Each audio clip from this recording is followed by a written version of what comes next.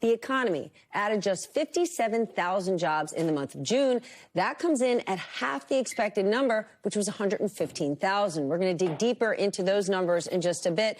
But as we come on the air today, we're asking the question again, is this White House for sale? Why? Because there's new reporting from my MS Now colleague, Akayla Gardner, showing that President Trump's two eldest sons, Don Jr. and Eric, are linked to investments in defense firms that have drawn billions of dollars in federal funds, according to a review of public records. Spokesperson for the Trump brothers say they play no role in awarding or managing those government contracts.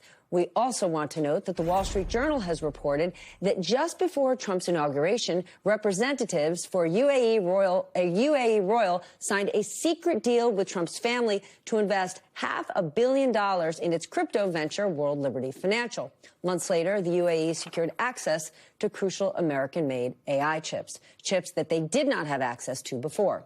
A White House spokesperson told the Journal that Trump only acts in the best interests of the American public and that there are no conflicts of interest. This all comes as we are learning more about Trump's massive $2 billion windfall during his first year in office.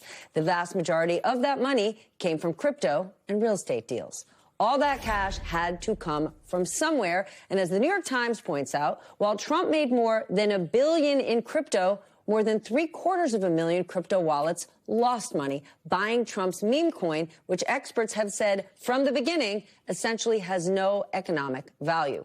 Yesterday, the president shrugged off criticism that he's profiting off the presidency, saying that he is not involved in his personal finance and he's only making money because the stock market is doing so well.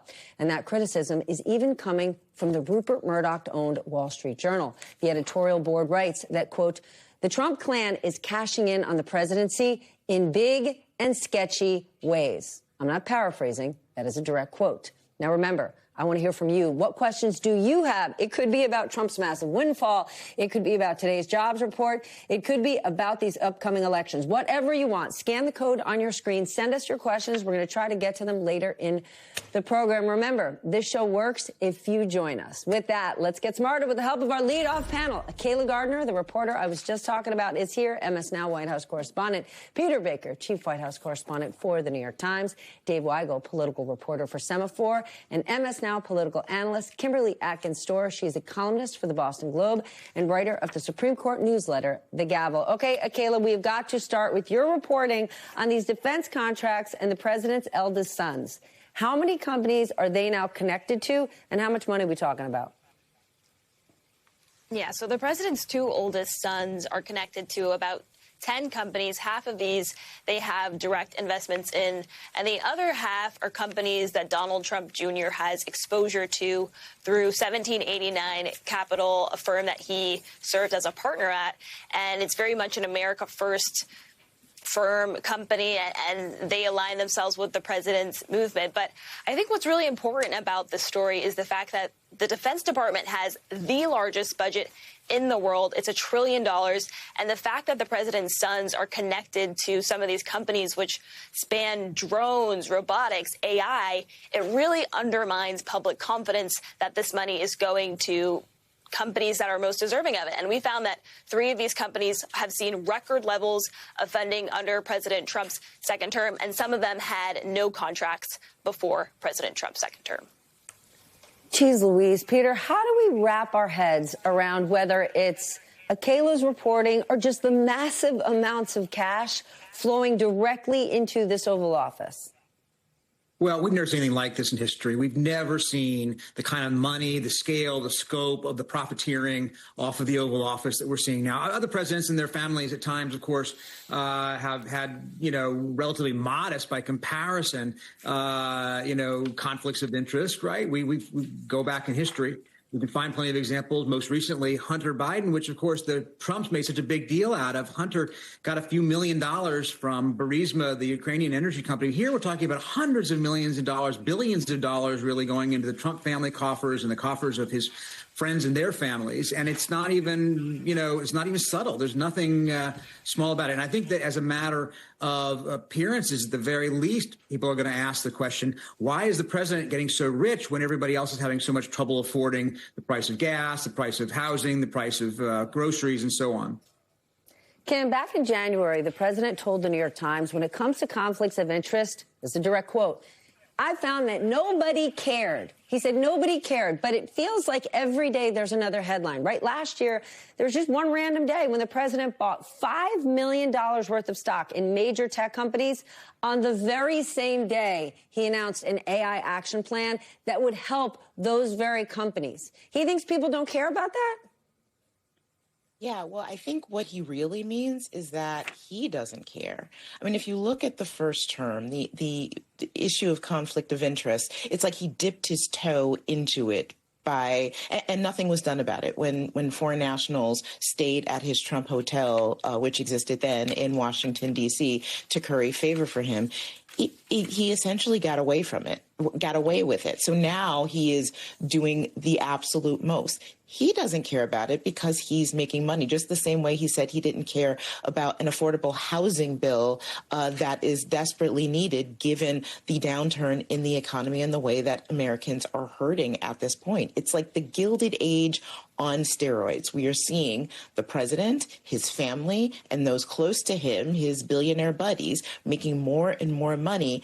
And we are seeing the American people, even those who support him and bought his little meme coin, losing money while he gets richer and richer. I think the American people cannot help but at the very least notice it, and at the most care very much about it. Dave, meanwhile, these Republicans now have to go home to their home districts and campaign. And we've already heard some of them pull I haven't read the reporting thing yet. James Comer even said how great it was that Trump openly disclosed this massive financial gain, forgetting the fact that Trump didn't have a choice. He has to disclose it. Are they ready for what their voters are going to tell them when they go home? Depends on who their voters are. In James Comer's district, that is the position. Republicans have this armor around the president, Republican voters, I should say, where he can do no wrong, where maybe he's enriching himself, but he's also jawboning companies to get stakes in them, or to put money into Trump accounts. And they have a heuristic for all this, that a certain level of graft is fine for the president because he's earned it, and he's trying to get money for us, too.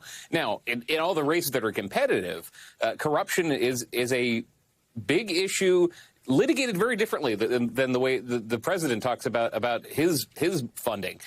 You find candidates around the country who have made some kind of investments, have some sort of stock trades, also public, also disclosed, because that's the law, and it's a scandal every time. I've been talking to Democratic strategists. They have struggled to break through in some of these races because a lot of people say, sure, Trump's taking this money, Trump's benefiting, but Nancy Pelosi's a stock trader too. And there's a lot of work being done in these races to convince people that they are personally quite pure in a way that their opponents are not, in the way that the president is not. But there is a lot of cynicism that they're fighting back against, the idea that, well, all politicians do this. I think Peter set it up very well. This is unprecedented. We don't have presidents who do this. We don't expect people we elect, a governor or mayor, to enrich themselves off the office. Why can't Democrats make a bigger issue of it? In some races they can, but they're breaking through this sense that everybody in politics does it, which isn't true. But it's also why we're seeing, Dave, this anti-incumbent movement from voters who are saying, I'm sick of all of this. It's not working for me. Kayla, Trump is basically brushing off all of these stories about his finances. He clearly thinks this is going to go away quickly and quietly. And that's the game Trump 1.0 played. I remember covering Trump in his first term, and the White House would laugh when they would be dealing with some big horrible, embarrassing story. They would say, just wait 24 hours, there'll be a new story. Is the White House banking on that again? Totally. I think when you talk to the president, when you talk to his allies, many of them feel as though the president and his family has a right to make money. Many of them point to the fact that voters liked the fact that Donald Trump was a businessman. But the backdrop of this is the economy, and how voters feel about the economy is really awful. And we've talked to Trump voters around the country who feel as though the president did not live up to some of the promises that he made on the campaign trail. I think that's why the contrast is so different. And also, compared to Trump's first term, we've seen the president's sons really take off some of the guardrails and some of the self-imposed restrictions, and they have complained that they got little credit for doing that in the first term. And it seems in President Trump's second term, even though it would be politically smart for him to step back from some of these investments and his family, they really don't feel the need to do that.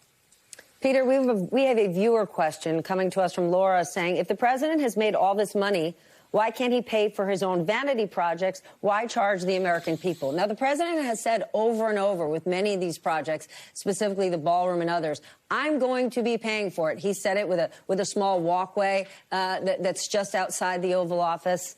Isn't that a fair question? He keeps saying he's going to pay for it. He doesn't pay for it. He charges the American people, and then he goes and is making billions of dollars for himself. Yeah, he almost never pays for it. I mean, the truth is, if you go back to his history, this is very common. He had a foundation that was supposed to be charitable and that in fact was used to for his own projects, for his own interests and so forth, had to be shut down by regulators because they said it was basically not a genuine charity. It was just to serve his own interests. This is not new for him in that sense. Why would he pay for something that he doesn't have to pay for? This is how you get rich, by not paying for things like that. But he does tell people that, and only later when good reporters like Michaela say, go find the documents and look through the records and discover that in fact actually there are bills being sent to taxpayers. The government is picking up the cost that he said that they wouldn't pick up. Not that he ever advertises it, but in fact, all these different projects in one fashion or another, many of them anyway, are costing the taxpayers hundreds, if not billions of dollars.